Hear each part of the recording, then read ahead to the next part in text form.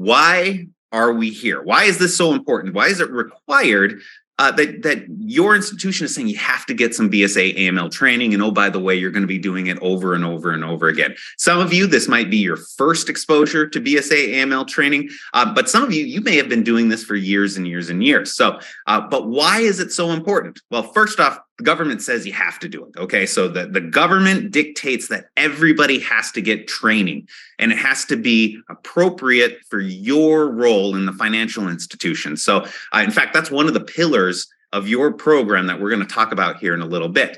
But really, that's kind of that's the minor why, as far as I'm concerned. The big why is that we're talking about the Bank Secrecy Act and anti-money laundering. Okay, and money laundering, I want you to keep it in the back of your mind as we're going through the slides today, or as we're going through the materials.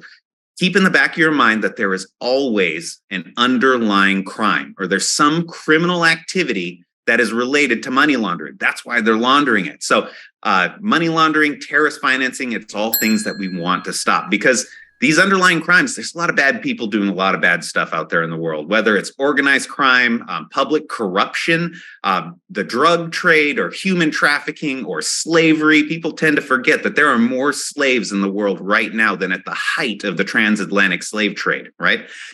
Whether fraud that's out there, sanctions evasion, terror financing, all of these things are really awful, and our programs are designed to try to detect it and try to stop them from profiting off of all of this illegal activity. Because unfortunately, these illegal actions are very profitable. But here's the catch. And the reason why we have money laundering is that you can't just take that cash and use it. If you're a criminal, let's say that I decide, okay, I'm fed up with training on BSA AML and I'm going to do something else. Let's say I'm going to become a bank robber, right? So I go down the street and I rob a bank, and I've got my big bag of cash now, and I've got it slung over my shoulder. I'm running down the street. Dollar bills are flapping and flying all over behind me. And I go with that big bag of cash and I go straight to my Lamborghini dealer and I plop it on the table and I say, I want a red Lamborghini. I can't really do that, right? Because it's what we call suspicious, right? You can't just come in with a big bag of cash and demand a car, right? And so that's where these criminals, in order to use that money and get away with it and not get caught doing something suspicious, they have to go through this money laundering process. They need to clean it up and hide where it came from, right? So any money laundering scheme, there's usually three basic steps. First one is placement, okay? Placement is when they take that cash or whatever the derivative funds from whatever crime they committed, whether it's selling drugs or whether it's slavery or whatever it is, and they need to get it into the system without any alarm bells going off, okay? There's nothing that a criminal hates worse than a bank telling the federal government what they're doing with their money. And when we talk about CTRs a little bit later today, that's exactly what they're trying to avoid, is alarm bells going off or reports going to the federal government when they bring this cash and try to get it into the system. So they come up with creative ways to get it into the system without setting off any alarms. Then they go through a process. Step two is layering. Okay, layering is where you move the money around or you engage in complicated transactions and try to lose where the funds actually came from. It's like a shell game. Pretty soon you can't really tell where the source of funds, where they actually came from, and it's moving around between financial institutions and between accounts, and maybe they're buying things with it and selling things with it, and it loses the trail to back where that money came from. And so that's called layering.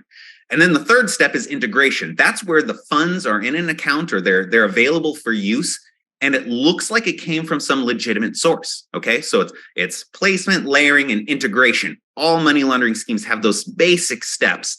And here's the thing. Money launderers, especially professional money launderers, are very good at this. In fact, they know our systems, they know our rules, they know our laws, and they know how to get through it.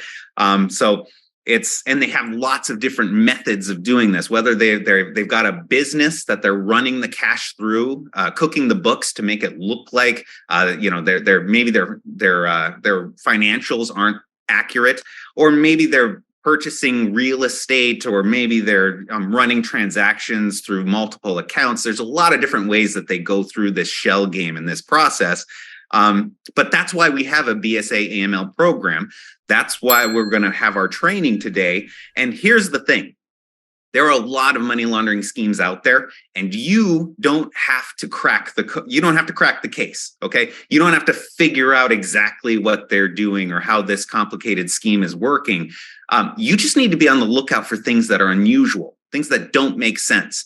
And I don't know if anybody, maybe nobody's told you this today, but you are a vital part of your bank's BSA AML program. And you're thinking, well, nobody told me that. And the answer is, you are a financial professional. You deal with transactions day to day, day in and day out.